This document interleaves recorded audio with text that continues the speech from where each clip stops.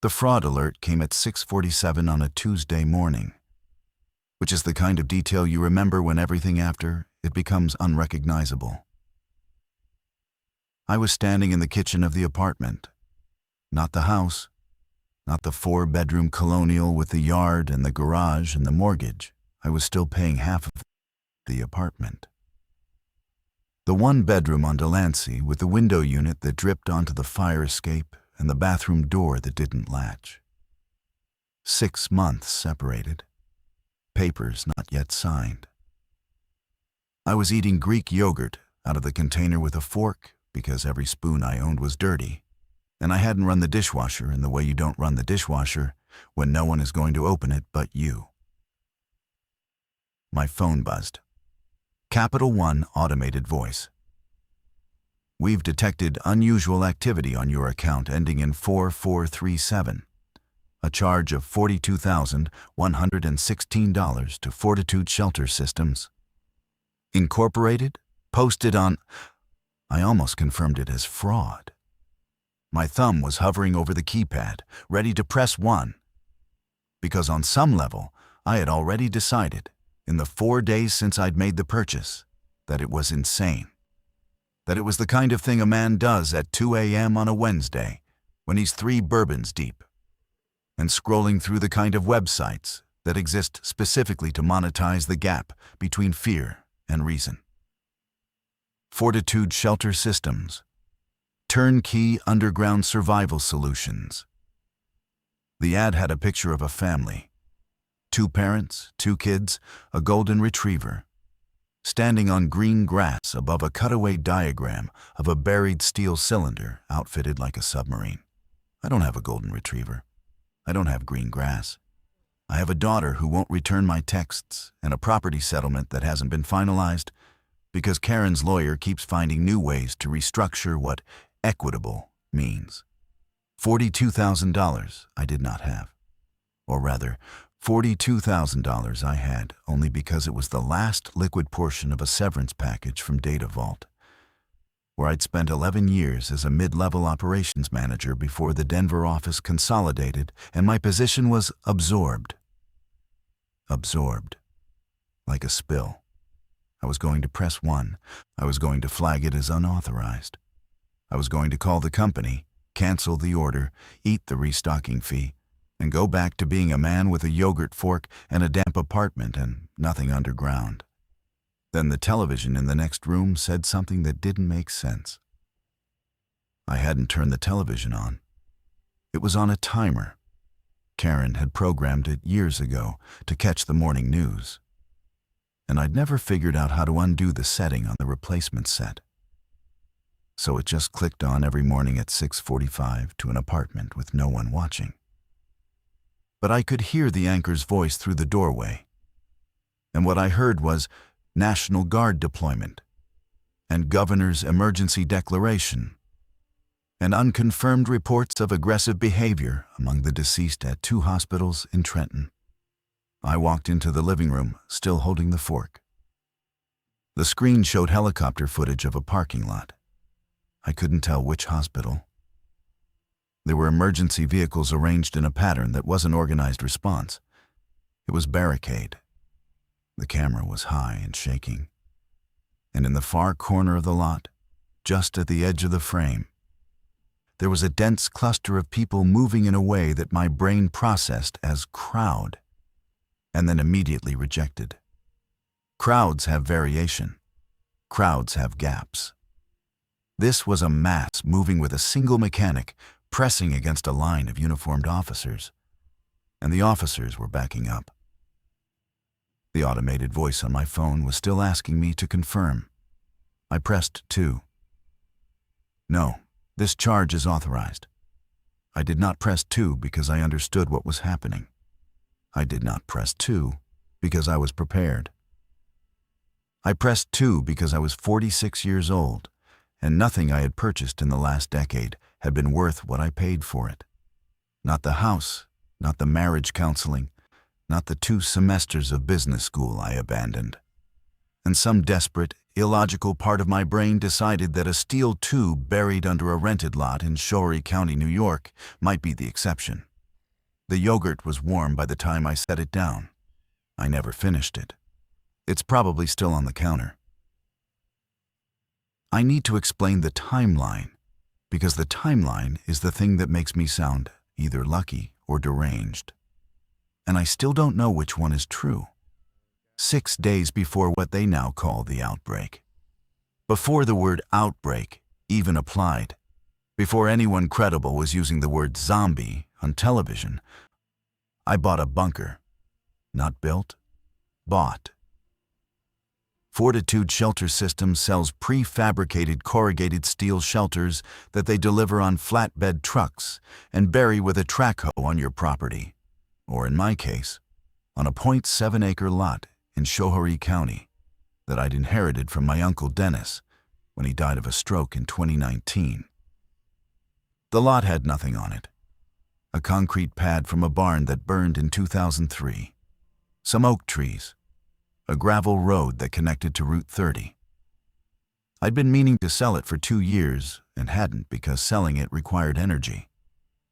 And energy was something I'd been running a deficit on since Karen asked me to leave. The bunker model I purchased, the Fortitude FX8, which sounds like a pickup truck, was their mid-range residential unit.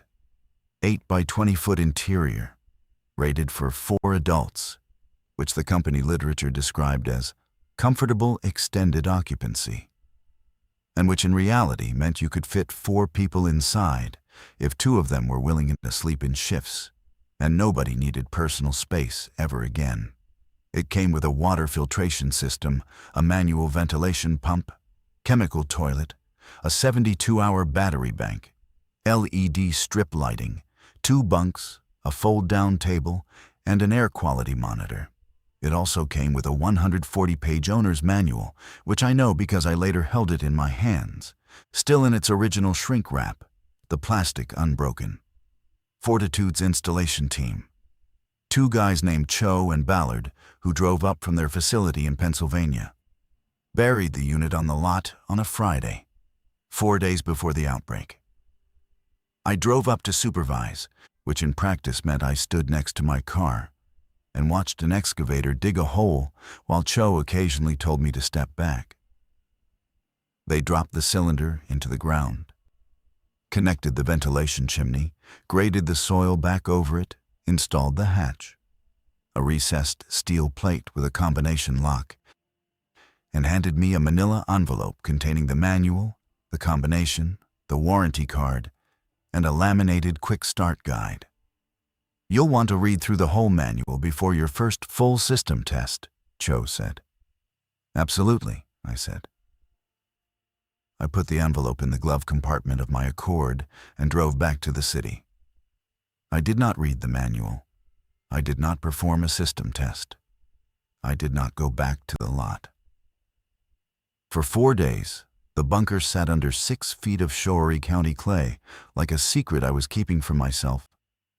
An expensive confession of fear that I could neither use nor return. Then Tuesday morning came, and Capital One called, and the television showed me what was happening in Trenton. And then, within hours, what was happening in Newark. And then, by nightfall, Philadelphia. I'm going to be honest about something, and it isn't flattering. When I saw the footage, the real footage, not the shaky helicopter shots, but the ground-level cell phone video that started circulating by noon. The one from the Temple University parking garage where you could see them clearly for the first time, their movement, their faces, the way they oriented on sound. My first thought was not about survival. My first thought was, the bunker wasn't crazy. My first thought was, I was right. It was a feeling so close to vindication that I'm ashamed to describe it. Because nothing about what was happening should have made anyone feel right. But I did. For about 90 seconds, standing in my apartment watching the world crack open on a screen, I felt like I had finally made a correct decision. Like the $42,000 meant I was the kind of man who sees what's coming. I wasn't. I was a man who got drunk and bought something off the internet. The difference between those two things is the entire story. By Wednesday, day 5, counting backward from the outbreak's official federal designation on Sunday, I was in the Accord heading north on I-87 with the back seat full of grocery bags and the passenger seat buried under the kind of supplies you buy when you don't know what you actually need. Batteries, duct tape, garbage bags, ibuprofen, canned tuna, a gallon of bleach, a flashlight I already owned a duplicate of, a hand crank radio still in the blister pack. I'd gone to 3 different stores because the first 2 were already showing gaps on the shelves. Not empty, not ransacked, just thinned in the specific categories that indicated other people were having the same idea I was having.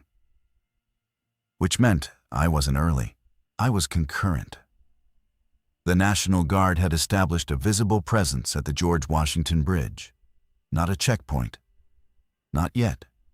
Just presence. Humvees parked on the shoulder. Soldiers standing in clusters with a posture that read as waiting. The drive should have taken 3 hours. It took 4.5 because of the weight of traffic heading north, which was steady but not panicked. The particular density of a Tuesday-Wednesday population that wasn't fleeing but was leaving.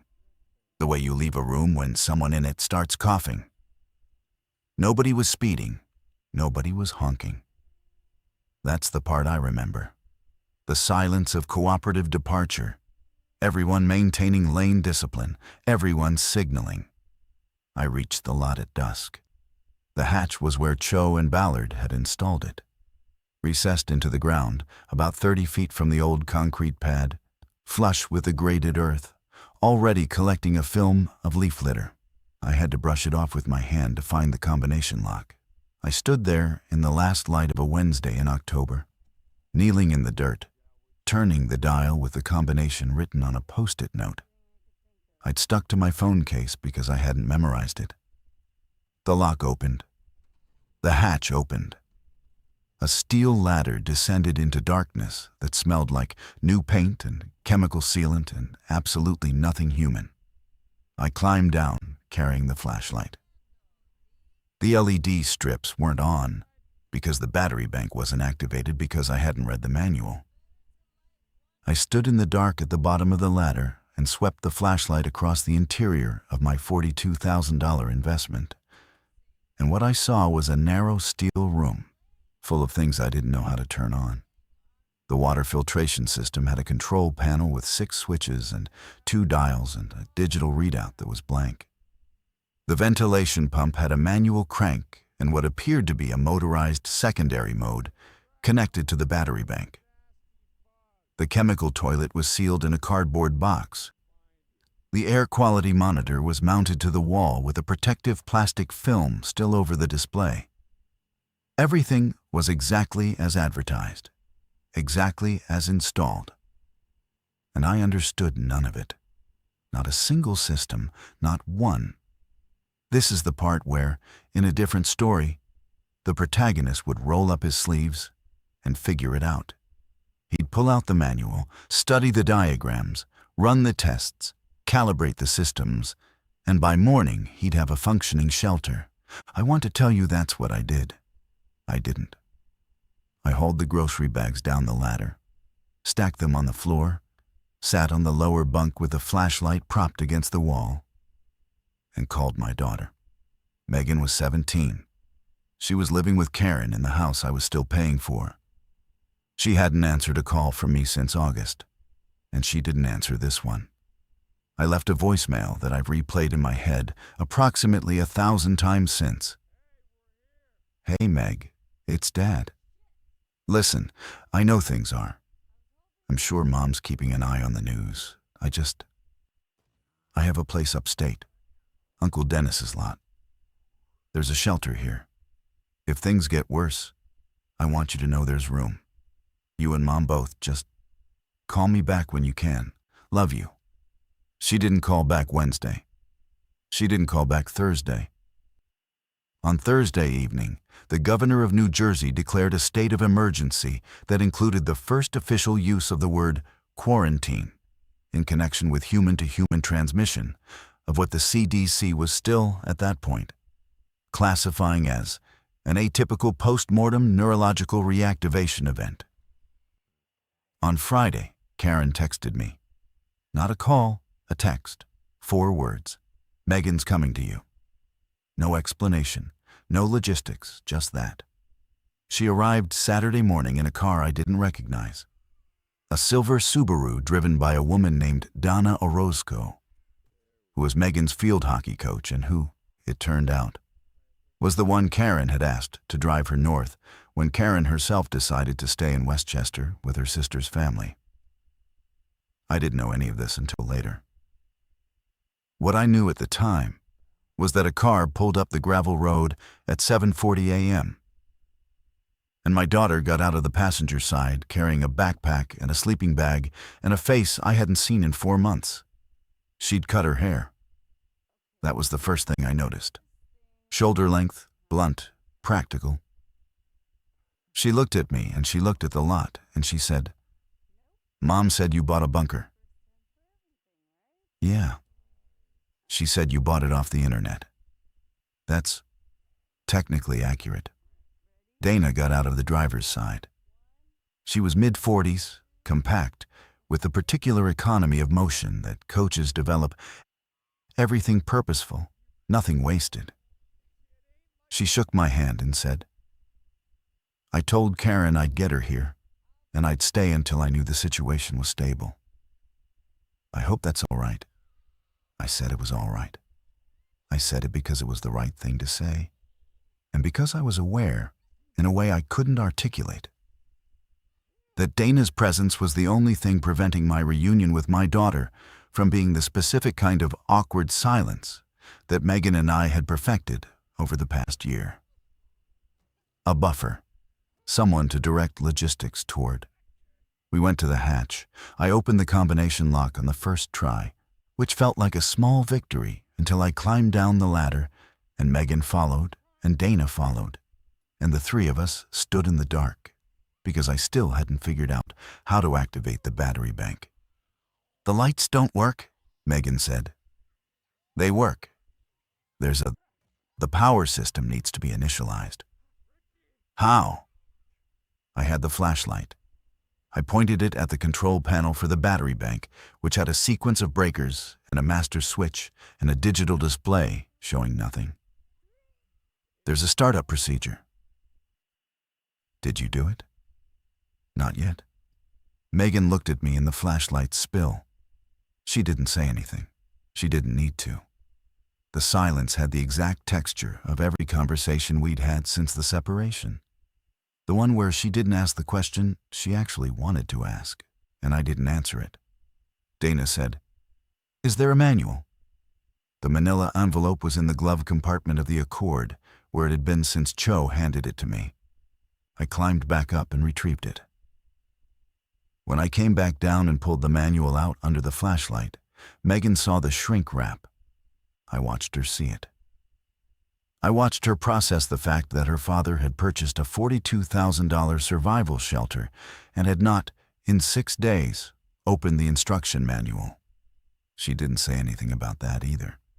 Dana took the manual from me, tore the plastic off without ceremony, and flipped to the table of contents.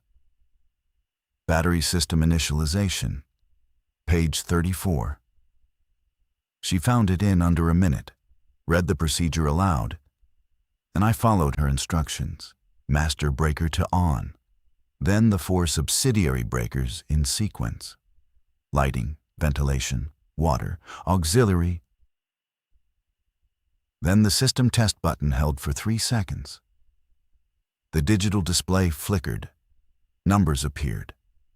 The LED strips along the ceiling bloomed into cold white light, and for the first time, I saw the inside of my bunker the way it was meant to be seen. It was small, smaller than I remembered from the flashlight sweep.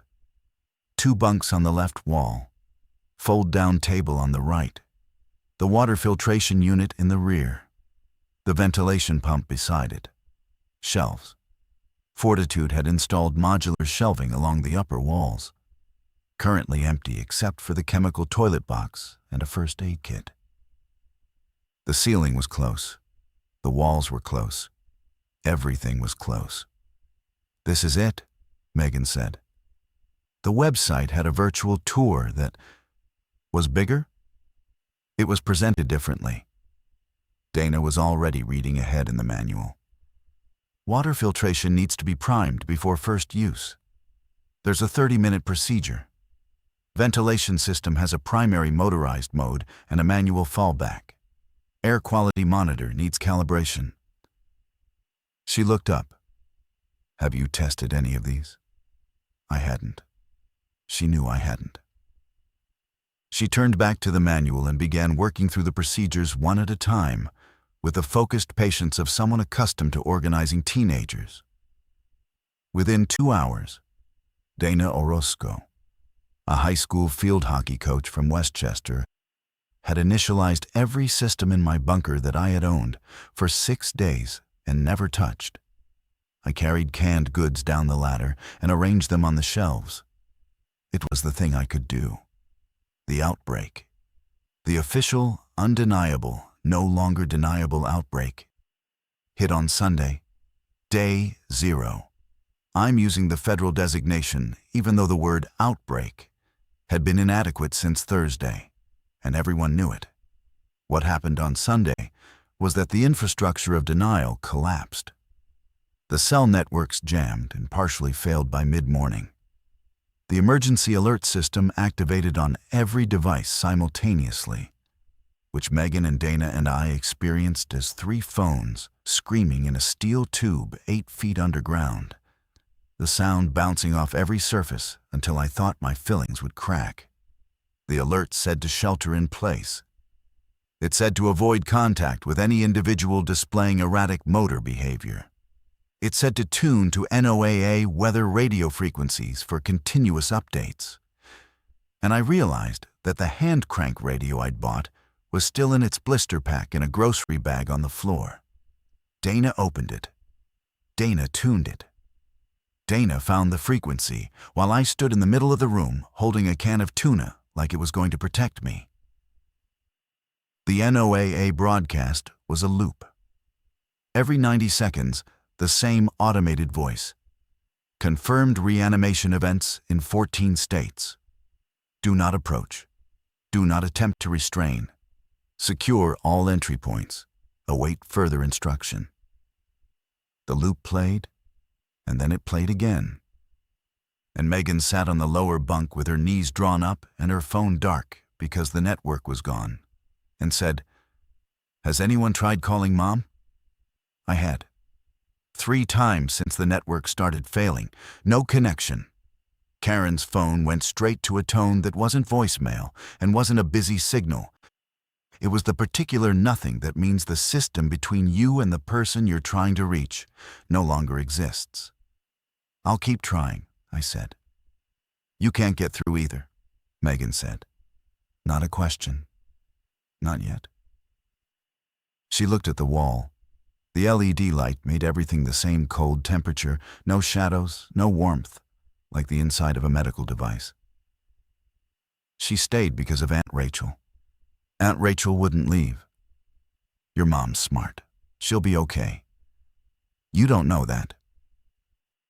I didn't. And Megan was 17, not 7. And the difference meant I couldn't sell her a reassurance she'd already disassembled before I finished constructing it. So I said nothing. And the silence between us did what it always did. It expanded to fill the available space, which in an 8 by 20-foot steel cylinder was not much space at all. We heard them for the first time that afternoon. Not a horde, not the cinematic wave of bodies. A sound. Irregular footsteps on the gravel road, maybe 40 yards from the hatch. Dana was the one who heard it first. She held up her hand, and we all went still. And through the ventilation chimney, a 4-inch pipe running up through 6 feet of earth to a screened cap at the surface. We could hear gravel crunching under feet that didn't have a rhythm. Living people walk with pattern. heel toe, unconscious music. What we heard was a rhythmic, staggered, a foot dragging, then a burst of steps, then nothing. Then the dragging again. It passed. Whatever it was, whoever it had been, it moved along the road, and the sound faded, and we sat in our steel tube and breathed. "The hatch," Dana said quietly. "How secure is it?" I looked at the hatch above the ladder. Steel plate, combination lock, rated for. I had no idea what it was rated for. I'd read the sales page. The sales page said reinforced entry point. I didn't know if that meant reinforced against weather or reinforced against a human body repeatedly throwing itself against it. "It's solid," I said. Dana looked at me the way she'd looked at the uninitialized battery bank. Then she climbed the ladder, examined the hatch from underneath, and said, "There's a manual deadbolt on the interior side. It's not engaged." She engaged it. The sound of the bolt sliding home was the sound of the bunker becoming what I'd bought it to be, a sealed space between us and whatever was walking on the gravel. I hadn't known the deadbolt existed. I owned the bunker. I'd spent $42,000. And I hadn't known about the deadbolt. Megan was watching me.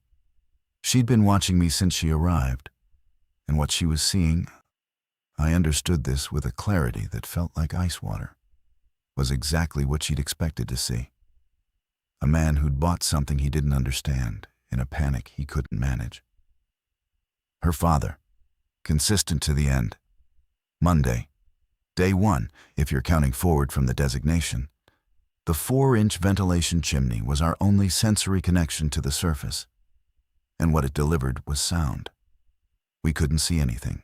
We couldn't smell much. The screen cap filtered most of it, though occasionally a breeze would push something down the pipe that was sweet and wrong. And Dana would crank the manual ventilation pump for a few minutes to cycle it out. The sounds told us a rough story. Vehicles on Route 30, sporadic at first, then dense, then tapering, then gone. A helicopter twice, low and moving fast. Distant gunfire in clusters that got shorter as the day went on, which meant either the shooters were getting more efficient or there were fewer shooters. At one point, a human voice, someone running, close enough that we heard the breathing through the chimney, ragged and desperate. Footsteps pounding the gravel, and then gone. None of us moved to open the hatch. None of us suggested it. The person ran past, and we let them, and the fact of that settled into the room like a fourth occupant. The air quality monitor, which Dana had calibrated the previous day, showed CO2 levels rising steadily whenever we ran the ventilation on battery rather than manual crank. The battery bank, according to the display, was at 71%. I didn't know the consumption rate. I didn't know how long 71% lasted. The manual had a section on power management. Dana found it, read it, calculated that at our current draw, we had roughly 40 hours of motorized ventilation before we'd need to switch to full manual cranking. 40 hours, I said. If we reduce draw, kill the lights when we're sleeping, run the water pump only when we're actively using it. And after 40 hours, somebody cranks. 4 minutes on, 6 minutes off, around the clock. She said it with the same even tone she probably used to explain a defensive formation. No drama, just the math. I looked at the manual crank, a steel handle connected to a geared mechanism that required steady rotational force. I hadn't tried it yet. I didn't know how hard it was to turn. I didn't know how long 4 minutes of cranking would feel in the dark, in a steel tube with your daughter watching you, and a dead world above your head. Around 3 p.m. by Dana's watch. There was no sense of time underground. No light shift, no temperature change. Just the LED strips and the flat hum of the filtration system. Someone knocked on the hatch, not the arrhythmic stagger we'd heard on the gravel. A knock, 3 deliberate, spaced human impacts on steel. We froze. Megan was on the lower bunk. Dana was at the fold-down table with the manual open. I was standing by the water unit doing nothing particularly useful. 3 knocks. Then a voice, muffled by 6 feet of earth and a steel plate but unmistakably human. "Hello? Anybody down there? I can see the vent pipe." Dana put her hand flat on the table. Megan looked at me, and I felt it. The first real test. Not a systems test, not a battery initialization. The question of whether the hatch opens. "There's room," I said, and I was surprised to hear myself say it. "We don't know who that is," Dana said. "It's a person. That is the minimum qualification." Another knock. "Please, I've got my kid with me. We've been walking since Cobleskill." Cobleskill was 12 miles south. 12 miles on foot with a child. Through whatever was on the roads now. Dana looked at me, and I understood that she was waiting for me to make the call because it was my bunker and my name on whatever theoretical deed existed for a steel tube in the ground. And I understood that this was the only kind of authority I had left. Not competence, not knowledge, not the ability to turn on a single system in my own shelter. Just ownership. Just the fact that I'd paid for the metal. "Open it," I said. Dana climbed the ladder. She slid the deadbolt I hadn't known about, and turned the combination lock I still read off a post-it note and opened the hatch. And daylight fell into the bunker like something holy. After 30 hours underground, the gray October light was blinding. A man named Victor Reyes climbed down the ladder holding a 6-year-old girl named Lily. Victor was mid-30s, slim, breathing hard, with dirt on his face and scratches on his arms from brush. Lily had her face pressed into his neck and didn't look at any of us. Victor stood at the bottom of the ladder and said, "Thank you, thank you." And then he said, "You need to know. There are more on the road, moving south, I think. Maybe a dozen. They're slow, but they're not stopping." Dana sealed the hatch. The daylight disappeared. We were 5 people in a space built for 4. And I still couldn't operate the water filtration system without someone reading me the instructions. Victor Reyes was a licensed HVAC technician from Cobleskill. He'd been servicing a heat pump at a dental office when the emergency alerts fired, and the office staff locked themselves inside and told him to leave. He'd driven home, collected Lily from his mother's house, and tried to head north toward his cousin's place in Johnstown. Route 30 was impassable by Saturday evening. Not from the dead, not yet, but from the living. The sheer stalled weight of everyone trying to go the same direction. He'd abandoned his truck and walked. 12 miles through fields and secondary roads, carrying a 6-year-old, sleeping once in a hay barn. He'd spotted the ventilation pipe from the road, a 4-inch metal cap sticking up from otherwise empty ground, too regular to be natural. I learned all of this in the first hour. Victor talked the way people talk after sustained fear. Continuously, precisely, with the need to organize experience into sequence that felt almost physical. Megan gave Lily a granola bar and a bottle of water, and Lily ate without speaking, her eyes tracking the room in the particular way of a child who is determining whether a space is safe by cataloging its exits. There was one exit, the hatch. Lily found it in under a minute and didn't look away from it for the rest of the evening. Victor's professional value became apparent the second night. The motorized ventilation failed. Not dramatically, not with an alarm, but with a gradual change in the sound. The fan motor winding down to a lower pitch and then stopping. The air quality monitor showed CO2 at 1,800 parts per million and climbing. Normal outdoor air is around 400. The manual said cognitive impairment begins at 2,500. I stared at the ventilation unit. I had been staring at it for 30 seconds when Victor said, "Can I look at that?" He got up, examined the unit, asked Dana for the manual, read the relevant pages in under 2 minutes, and then opened a service panel I hadn't known existed. Inside was a thermal fuse that had tripped due to continuous operation at high draw. Victor reset it by pressing a recessed button with the end of a pen. The fan restarted. CO2 began dropping. The entire crisis, from failure to resolution, lasted 11 minutes. "You should run it in cycles," Victor said. 30 minutes on, 30 off. That'll keep the fuse from tripping again and extend the battery. "The manual says that." "No, the manual says continuous operation is fine. The manual was written for a unit running at the rated occupancy of 4. We're 5. Higher CO2 production, higher demand, higher heat load. You need to adjust." He said this to me, specifically to me. Not unkindly, but specifically to the man who owned the bunker, in the voice of a man who understood the machine the bunker was. That night, I lay on the upper bunk. Megan and Lily shared the lower. Dana took the fold-down table with a sleeping bag. Victor slept sitting against the wall, and I stared at the ceiling 7 inches from my face and counted the things Victor had known that I didn't. Thermal fuse, service panel, load calculation, cycling schedule. 4 things in one evening.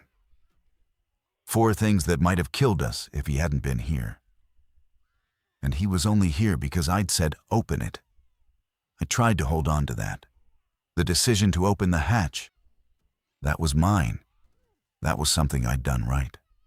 But even that, the voice in my head that sounded like Karen's, or maybe like Megan's, or maybe just like the truth, even that was just the minimum qualification. Day 3. The water filtration system produced its first clean output, which tasted like aluminum and minerals and was the best thing I'd ever put in my mouth. Dana had primed it on day 0 following the manual's 30-minute procedure, but the first output cycle required an additional 24-hour bacterial flush that she'd initiated and monitored without telling me, adjusting the valve positions twice based on the manual's troubleshooting appendix. I found out about the valve adjustments because I asked. I said, "The water's running? What did you have to do?" And Dana told me, step by step, clearly and completely. And I stood there receiving the information like a student in a class I was failing. Here is what I want you to understand. I am not a stupid man. I managed logistics and operational workflows for 11 years at a mid-sized data infrastructure company. I coordinated vendor contracts, supply chains, delivery schedules, and capacity planning across 3 regional offices. I am capable of learning. I am capable of following procedures. But capability and initiative are not the same thing. And what the bunker exposed was a deficit not of intelligence, but of instinct. I did not reach for the manual. I did not troubleshoot. I did not anticipate failures. I stood in the middle of the room and waited for someone to tell me what to do. And when they did, I did it competently. And when they didn't, I did nothing. This is who I was before the divorce, too. Karen would have confirmed it. I think Megan already had. By day 3, we had established a rhythm that ran almost entirely on other people's competence. Victor managed all mechanical systems, ventilation cycling, battery monitoring, fuse checks, a condensation issue on the rear wall that he addressed with a drainage channel improvised from a cut-open water bottle. Dana managed supplies, scheduling, rationing, and the radio, which she monitored in 2-hour shifts for any change in the NOAA loop. The loop hadn't changed. 14 states, secure all entry points, await further instruction. Megan managed Lily, which is to say Megan became the reason a 6-year-old was eating, sleeping, and not screaming in a steel tube underground. She invented games with no materials. She told stories. She made a set of playing cards from torn pages of the manual's blank notes section, drawing suits with a pen from my grocery bag of supplies. The one useful thing I'd bought. Lily didn't speak for the first 2 days, and then, on day 3, said again when Megan finished a story. And Victor put his hand over his eyes and turned away. I managed nothing. I carried things when asked. I cranked the ventilation handle during manual periods. I opened cans. I occupied space. On the evening of day 3, after Lily was asleep and Victor was dozing against the wall, and Dana was listening to the unchanging radio loop, Megan said to me, "You didn't read the manual." We were both on our bunks, her below, me above, speaking to the ceiling and the floor. "No. You bought this thing 6 days before the outbreak, and you didn't read the manual." "No." "Why?" I thought about lying. I thought about saying I was going to. I ran out of time. Things moved fast. All of which was partially true. But Megan was 17, and had spent the last year watching me construct partial truths like shelving units that couldn't bear weight. And I was tired, and the ceiling was 7 inches from my face, and there was nowhere to go, because I didn't think I was actually going to use it. I bought it because I was scared and drunk, and it was late, and I wanted to feel like I was in control of something. It wasn't a plan, it was a purchase. Same thing I did with the business school. Same thing I did with the kayak. Same thing I did with the espresso machine your mother gave away. Silence from the lower bunk. "The kayak cost $400, she said. "The kayak cost $600. "And this cost $42,000. "Yes." More silence. Then, "It's working, though." "Because of Dana and Victor." "Yeah," she said. "But you opened the hatch." There it was again. The one thing I'd done. Handed back to me by my daughter in the dark, like a stone she'd found that she wasn't sure was worth keeping but didn't want to throw away. Day 4 brought the first real argument.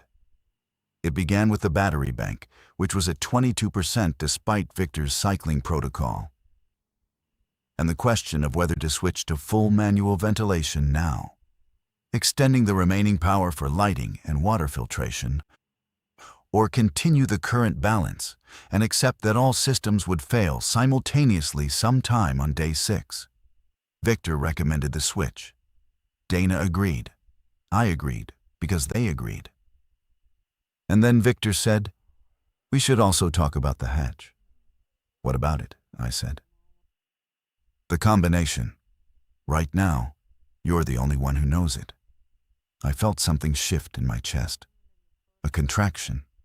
It was small and immediate, and I'm not proud of it, but I need to describe it accurately. When Victor asked for the combination, my first impulse was refusal. Not because sharing it was dangerous, not because there was a tactical reason to keep it restricted, because the combination was the last thing that was exclusively mine, the last system only I controlled.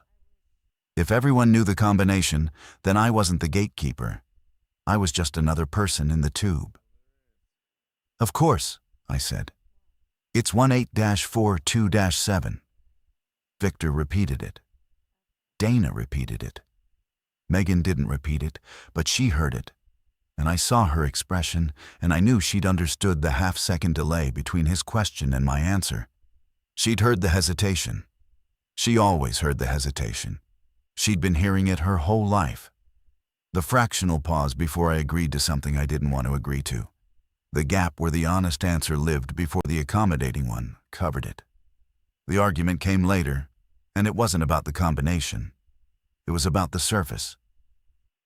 Dana had been tracking the sounds through the chimney systematically, logging frequency, direction, type. Vehicle sounds had ceased entirely by day 2. Human voices, living ones, had occurred 3 times, The runner on day 0, a group passing on day 2 speaking Spanish too fast for Dana to follow, and a single sustained scream on day 3 that came from the southeast and lasted approximately 15 seconds and then stopped. The arrhythmic footsteps, the dead, were sporadic but persistent. Dana estimated groups of 2 to 4 passing on the road every 6 to 8 hours. "They're thinning," she said. "Not gone, but thinning." "So," I said. "So at some point we need to go up. The battery won't last. The food is finite. The chemical toilet is at half capacity. This was designed for 72 hours. We're past that." She was right. The FX-8 was a short-term shelter, not a long-term habitat. Fortitude's marketing used phrases like "bridge the crisis" and "mulks survive the critical window." It was built to keep you alive until things stabilized. Things had not stabilized, but the bunker's resources didn't care about the world's timeline. They had their own. "We go up and then what?" I said. "Where do we go?" "We assess. We determine what's on the surface. We make a decision with actual information instead of sitting down here interpreting sounds through a pipe." With a 6-year-old. Victor's jaw tightened. "I'll make the call about Lily." "I'm not saying—" "You're using my daughter to argue against a plan you're afraid of. Don't do that." The air in the bunker changed. Not the composition. The emotional pressure.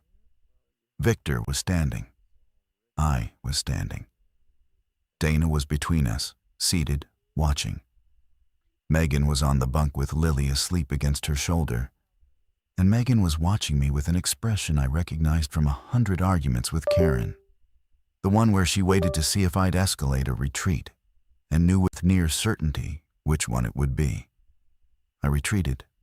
Of course I retreated. "You're right. I'm sorry. I didn't mean it that way." Victor sat down. The pressure eased. Dana began outlining a surface reconnaissance plan.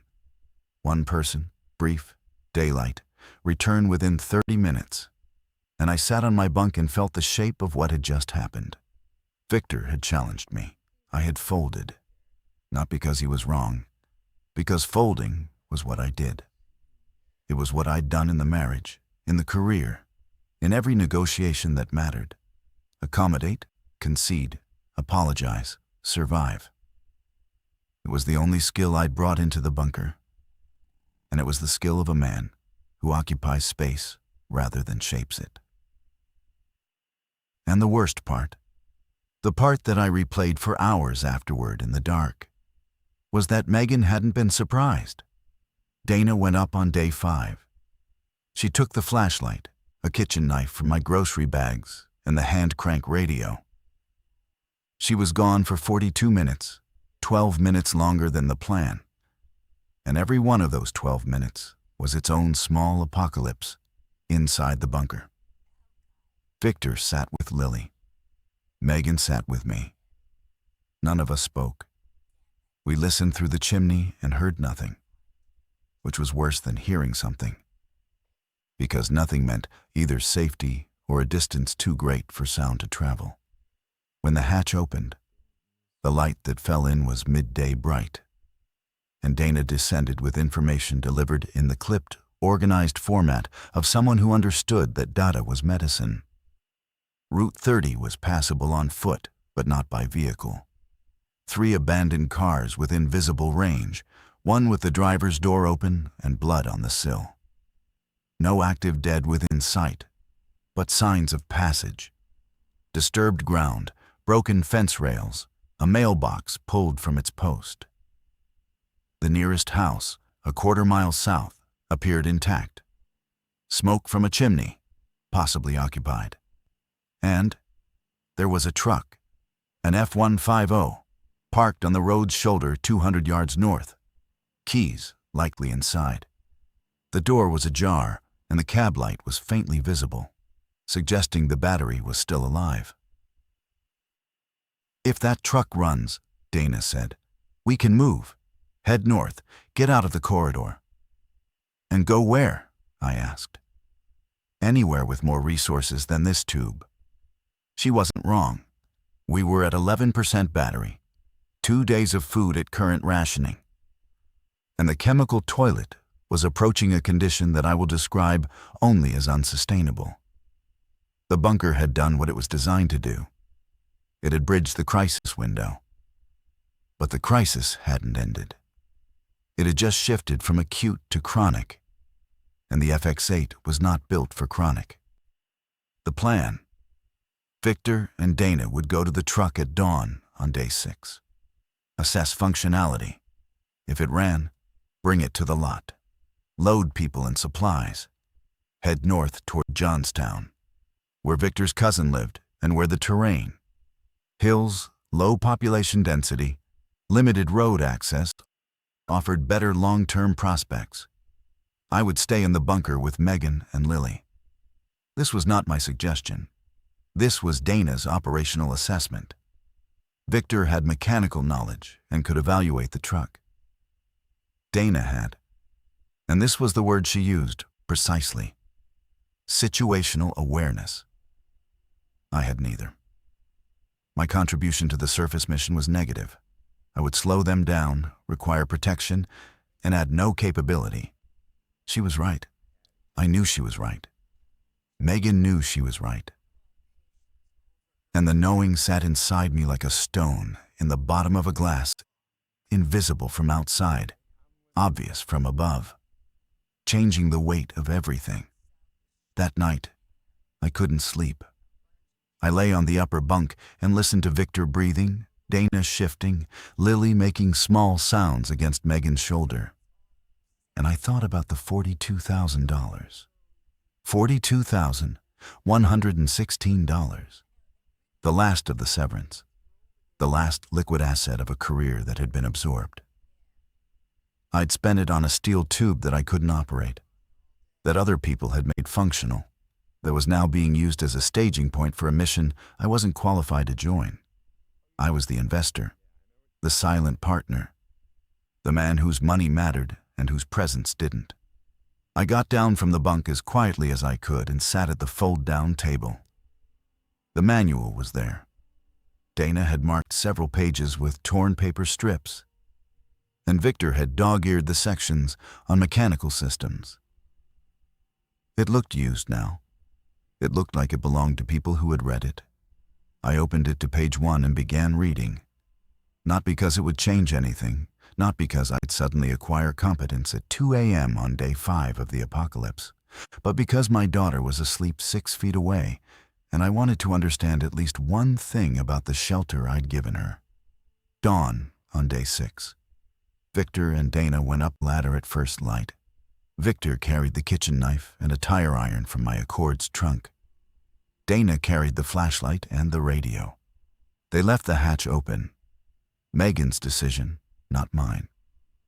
If something goes wrong, she said, we need to be able to hear it. So we sat in the bunker with the hatch open for the first time in 5 days and listened to the world above us. Birdsong, actual birds, doing what birds do when the human noise floor drops to 0.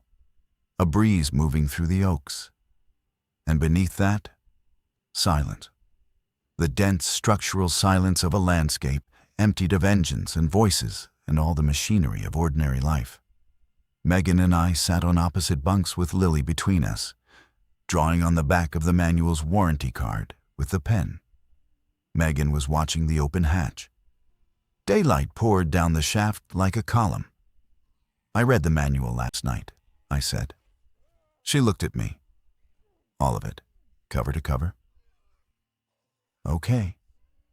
There's a secondary drainage valve on the water filtration unit that nobody activated. Page 87. If we'd left it closed long enough, the primary filter housing would have backed up and cracked the seal. Dana's priming procedure was correct, but the manual specifies a step she skipped. Not her fault. It's buried in a footnote. Megan was quiet for a moment. So you found something. One thing, one footnote. You found it, though. I could hear the care in her voice. The deliberate care of a teenager deciding to hand something to her father and watching to see if he'd fumble it. I opened the manual to page 87 and showed her the footnote. She read it. Then she reached under the lower bunk and pulled out her backpack. And from the backpack, she pulled a book, a paperback copy of The Road by Cormac McCarthy that I recognized because I'd given it to her 2 Christmases ago, before the separation, when she was still reading things I recommended. "Mom told me to bring one book," she said. "I brought this one." I didn't know what to say. The fact that she'd kept it, the fact that she'd chosen it, the fact that she was showing me now, in the bunker I'd bought with money I didn't have, with the hatch open and the birds singing and 2 strangers on a mission I wasn't part of. It was so much information compressed into a single gesture that I couldn't parse it in real time. I just nodded. "I'm not saying things are fine," she said. "Between us, I'm not saying the bunker makes up for whatever. I know. But you opened the hatch. When Victor knocked, you didn't hesitate." I had hesitated. I just hesitated internally, where she couldn't see it. But I understood what she was giving me. Not a lie, exactly, but a chosen version, an edit, the kind of edit you make when you love someone enough to smooth one edge of the truth. Voices on the gravel. Victor's voice calling down, "Truck runs, half tank, let's go." We packed in under 10 minutes. Food, water bottles, the radio, the manual. I took the manual, and nobody questioned it. The first aid kit, Megan's book, Lily's warranty card drawings. I climbed the ladder last, and at the top I stood on the surface for the first time in almost 6 days. And the air hit me like a physical thing. Cold, alive, moving, carrying the smell of turned leaves and wood smoke and something else beneath it. Something organic and sweet that I chose not to identify. The lot looked the same. The oaks, the concrete pad, the gravel road. The hatch was a steel rectangle in the earth, lid open, showing the top of the ladder and the first rungs of descent. Below it was the tube, the $42,000 tube. The thing I'd bought drunk and terrified and never learned to operate, and that had saved 5 people anyway.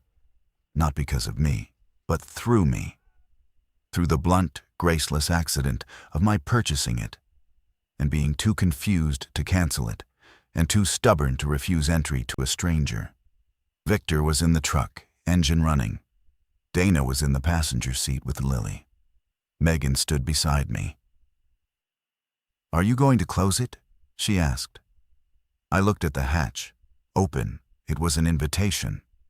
Anyone coming down Route 30, fleeing, desperate, carrying a child the way Victor had, would see the vent pipe, find the hatch, climb down into a shelter with residual water in the filter, a chemical toilet with remaining capacity, LED lights that would run for maybe another 6 hours on the battery bank, and a manual, if I left it. Which I suddenly realized I should. I took the manual from under my arm, climbed halfway down the ladder, and set it on the fold-down table, open to page 1, with the pen on top of it.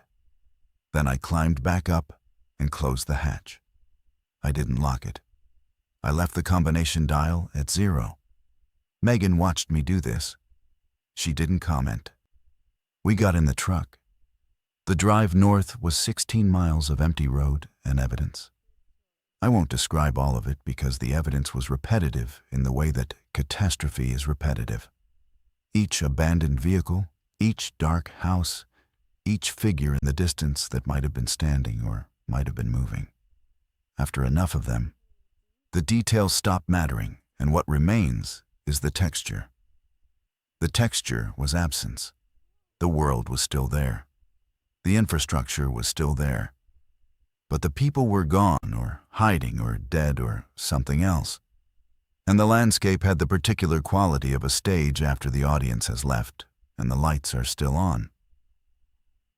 Victor drove.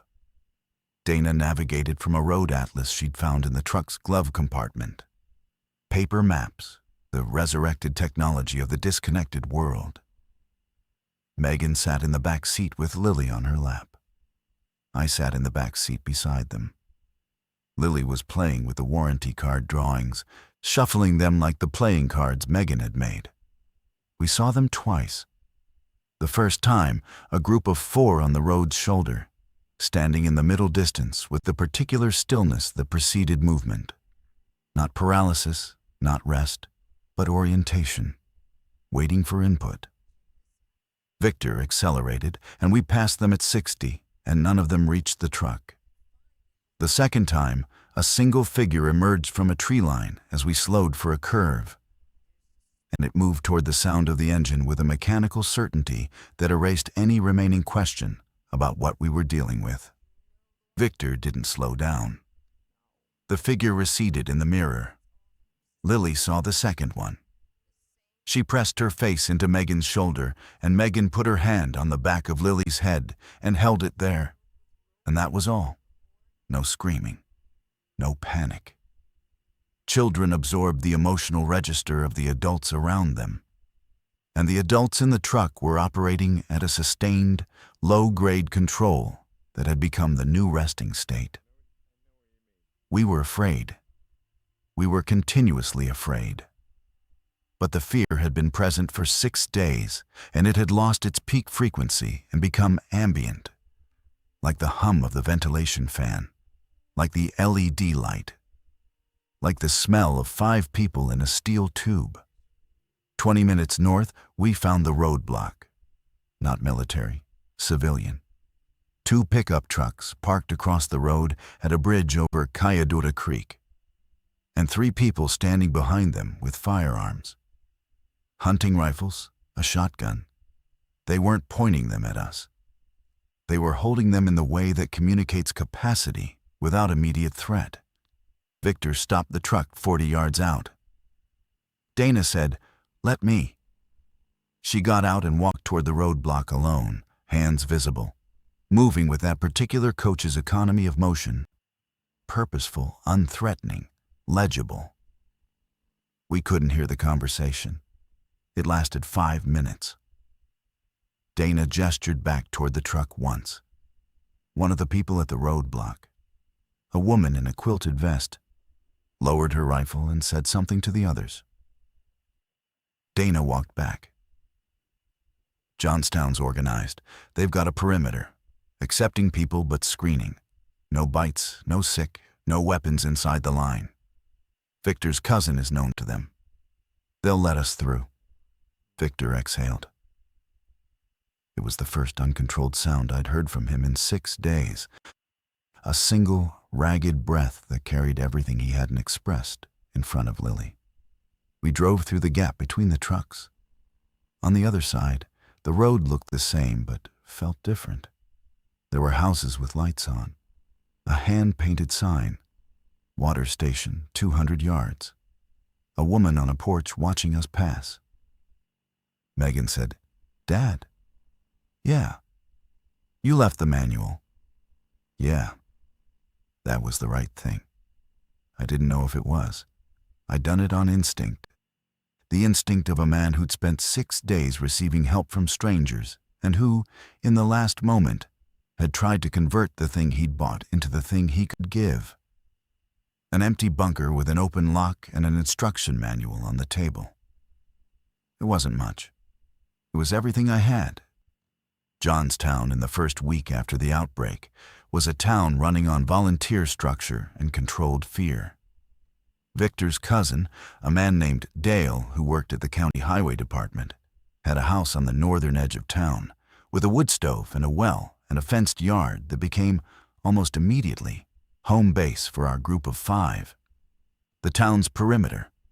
Roadblocks at every entry point, foot patrols between them. Held through the first week. The dead came in 1s and 2s, drawn by sound, and the patrols handled them with a grim efficiency that I watched from Dale's porch and contributed nothing to. I want to be precise about what happened to me in Johnstown. because it would be easy to shape this into a redemption arc, and I don't think that's accurate. What happened was slower and stranger than redemption. It was adjustment. The recalibration of a man who had spent his entire adult life deriving identity from what he owned and controlled. The title, the house, the title, the family, the career. And who now owned nothing and controlled nothing and was still, somehow, present. Still breathing, still being fed and sheltered by the competence and generosity of others. Victor joined the town's mechanical crew within 3 days, repairing generators and heating systems. His hands were useful. His knowledge was currency. Dana began coordinating the volunteer patrol schedules. She was, it turned out, exactly the kind of person who organizes a defensive perimeter the same way she organizes a practice schedule. And the town recognized it immediately. She was valuable. Megan became part of the childcare rotation. There were 11 children in Johnstown's protected zone, and the adults had organized a daytime program in the elementary school cafeteria.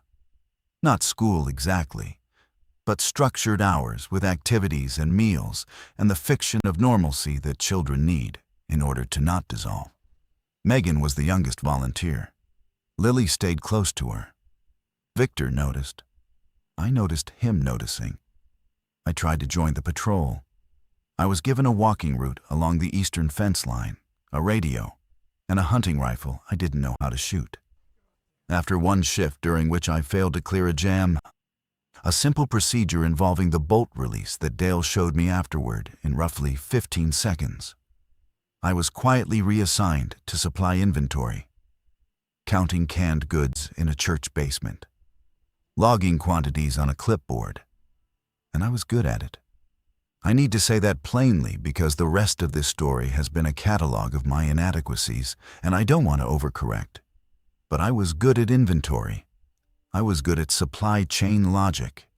I looked at the church basement and saw what I'd seen at Data Vault. Flow rates, consumption patterns, replenishment timing, the math of inputs and outputs that keeps a system running. Within a week, I'd built a tracking sheet on notebook paper that predicted when each supply category would hit critical levels based on current population and rationing. Dale's wife, a woman named Corinne who was running the town's food distribution, looked at my sheet and said, "This is actually useful. Actually useful." The qualifier told the whole story. Actually, as in, surprisingly, as in, despite everything else about you. I took it. I took it the way I took everything. Gratefully, without complaint, aware that the bar for my contribution had been set so low that basic competence registered as achievement. In the third week, on a Tuesday evening, Megan and I sat on Dale's back porch and watched the last light fail behind the hills. Lily was inside with Victor. Dana was on patrol. The town was quiet in the particular way that towns are quiet when their population is small and afraid and conserving energy for mourning. "Mom called," Megan said. The radio network between survivor communities had been established 10 days earlier, shortwave, irregular, relayed through a chain of operators that stretched south through the Catskills. Corinne managed the town's communication window. I knew about the network. I didn't know Karen had made contact. When? This morning, while you were at the church. Is she okay? She's in a shelter in White Plains. Her and Aunt Rachel. They're okay. They have food. They have a perimeter. Relief is a physical thing. It moved through me like warmth, like thaw, and for a moment I couldn't speak. Karen was alive. Karen was alive, and I hadn't known, and Megan had known since this morning and hadn't told me until now. And the delay wasn't cruelty. It was the distance between us. The 9 months of silence and separation that made me someone she shared information with on a porch in the evening rather than immediately, urgently, first. She asked about you, Megan said. I told her you were okay. I told her about the bunker. What did she say? Megan was quiet for a moment, and when she spoke, her voice had the careful tone of someone selecting which part of a larger statement to relay. She said it figured. That I bought a bunker? That you bought something you didn't know how to use, and it worked out anyway. A small, involuntary smile. Her words. I laughed. It came out of me like something shaken loose, unexpected, slightly painful. Because Karen was right. She'd always been right about me. About the pattern, the impulse then passivity. The grand gesture followed by the absence of follow-through. The kayak, the business school, the espresso machine, the bunker. $42,000 of fear and loneliness, and a need to feel like I was doing something, anything, in a life that had become a series of things happening to me rather than things I was making happen. And it had worked. Not because of me. Not because I was prepared or competent or brave. Because I'd spent the money and other people had done the rest. Because Dana read the manual and Victor fixed the ventilation, and Megan kept a 6-year-old alive with playing cards made from torn paper. Because I'd opened the hatch when a stranger knocked. Meg. Yeah, I know I'm not. I know the bunker doesn't fix anything. Between us. I know. But I want you to know that I'm trying, not just now, before. The bunker was. It was stupid. It was a panic buy. But underneath the stupid, there was something that was about you. About wanting to have a place where you'd be safe. Even if I didn't know how to make it work. She didn't answer right away. The hills were dark now. Somewhere beyond the perimeter, the world was what it was. Broken, dangerous, populated by things that used to be people. But here, on this porch, in this borrowed house, my daughter was sitting close enough to touch and choosing to stay. The manual thing, she said, when you read it that night and found the footnote. Page 87, the drainage valve. That was the first time I thought maybe it wasn't just an accident. You, here, all of it. It kind of was an accident. Yeah, but you read it anyway. She leaned against my shoulder, just briefly. 3 seconds, maybe 4. The weight of her head against the top of my arm, a pressure so slight and so enormous that I held absolutely still, afraid to move, afraid to breathe, afraid that any adjustment I made would remind her to pull away. She pulled away on her own after 4 seconds. She went inside. The screen door closed behind her. I sat on the porch in the dark and thought about the bunker. Sitting empty under the showery county clay with the hatch unlocked and the manual on the table. Maybe someone had found it by now. Maybe someone was sitting on the lower bunk reading page 87 by the last of the LED light, learning about the drainage valve, following the procedures that Dana and Victor had been first to master. Maybe the bunker was saving someone else, someone who, like me, didn't deserve it and needed it anyway. $42,116. The best terrible decision I ever made. I still count it sometimes.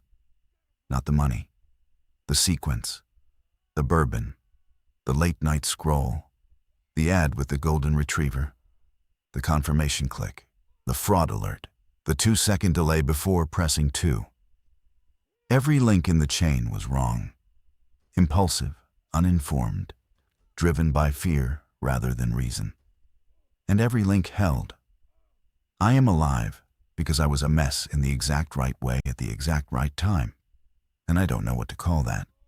Not wisdom, not preparation, not grace, because grace implies something earned. Luck is close, but luck doesn't explain why I opened the hatch for Victor, or why I left the manual behind, or why I sat up in the dark and read 140 pages I should have read 6 days earlier. Maybe it's just this. I was insufficient and I acted anyway. And the gap between what I was and what was needed got filled by people I had the sense to let in. Dana, Victor, Megan. Each one carrying a competence I lacked. Each one entering through a door I at least had the decency to leave open. That's the whole story. Not a man who built a bunker. A man who bought a bunker. And then, after 6 days of doing nothing right, except the things that mattered, finally, Mel gladly learned to leave it unlocked.